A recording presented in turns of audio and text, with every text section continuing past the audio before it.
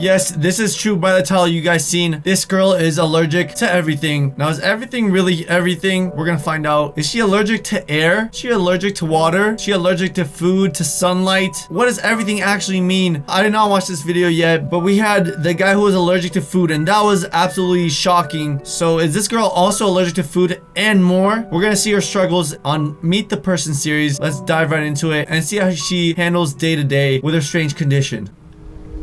Watch. You sure? Good boy. Other paw. Good boy. Touch. I think quite a lot of people don't see me as disabled, and that can be quite frustrating when I need adaptations, because I get that, oh, you don't look sick or you don't look disabled, because they can't see if I'm in pain, they can't see my organs swelling internally, things like that.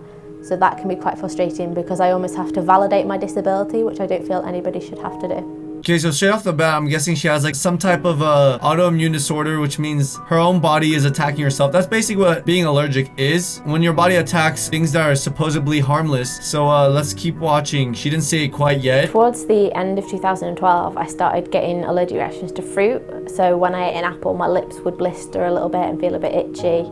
First it was apples, then it was strawberries, then it was tomatoes. So I went to see my doctor and was sent to an allergist, and they said it was oral allergy syndrome and to carry an EpiPen just in case, because there's an ever so slight risk of a huge reaction.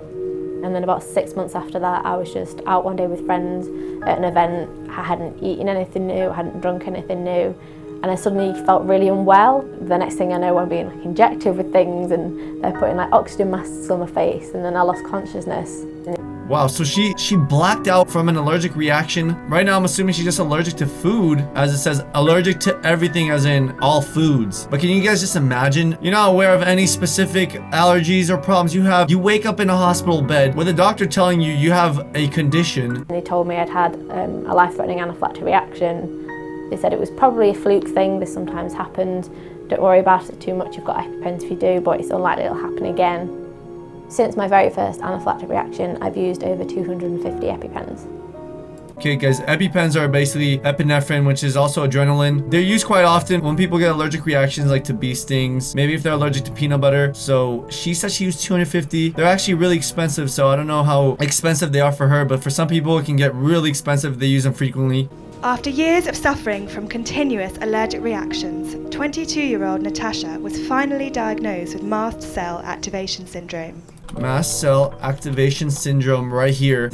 Mast cells actually release chemical mediators, and you could actually get the following: skin rashes, hives, swelling, itching, abdominal pain, vomiting, diarrhea. So this can actually affect your skin, your intestinal tract, your heart, your lungs, and even your neurological system, which is basically your nerves that control your muscles and other parts of your body. Seems like a very horrible thing to have to go through. The cells in my body called mast cells are responsible for releasing things such as histamines. My body, the cells react inappropriately, so if there is an attack, it releases chemicals, but it releases too many, or sometimes it releases chemicals when there's no trigger at all, so I have completely spontaneous reactions.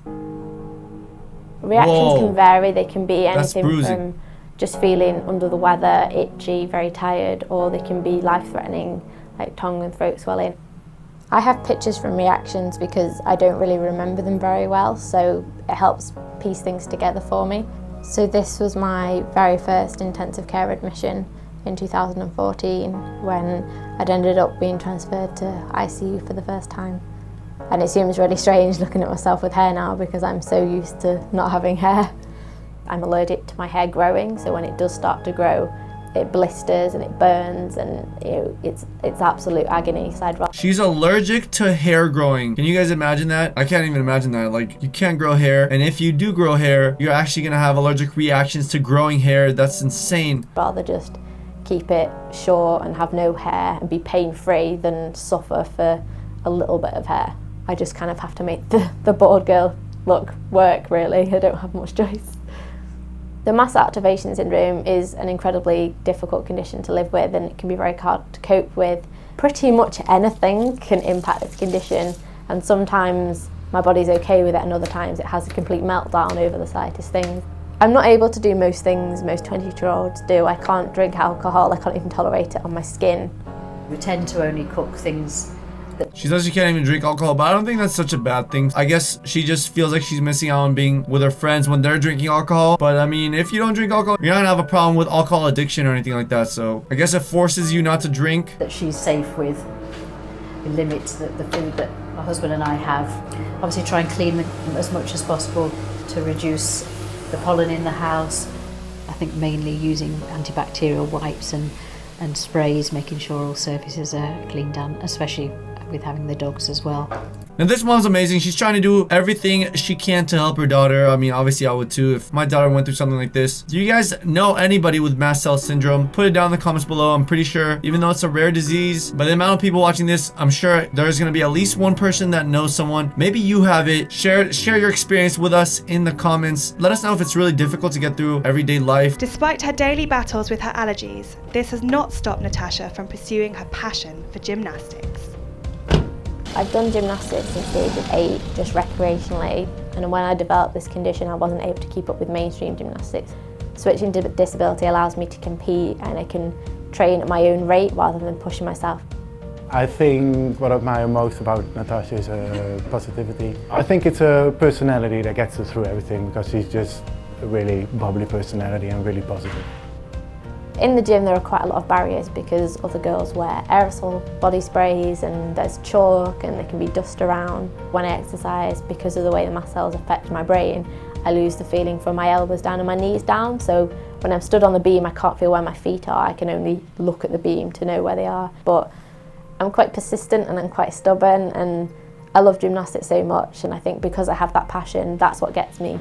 So it's great to see that she's still doing something she truly loves, even with this condition, and that was amazing. There's actually 2 more minutes left. Check out the video. I don't know if this condition can possibly get better, but maybe when she gets older, this could actually get better. I'm not too informed about mast cell syndrome, but as long as she's still alive and she's getting through it, I'm really happy for her. If you guys have any other suggestions for Meet the Person series, you could suggest it at reactiontimevideos@gmail.com. And that's gonna wrap it up for this video. Hope you guys change your outlook on life a bit, because if you're fine and you don't have any problems or don't have to struggle with anything specific, maybe you should appreciate it a bit more, because as we can see in this series, these people are definitely struggling with something that they have to cope with every day. But thank you so much for watching, guys. I'll see you soon. Hope you have a good one, and peace out.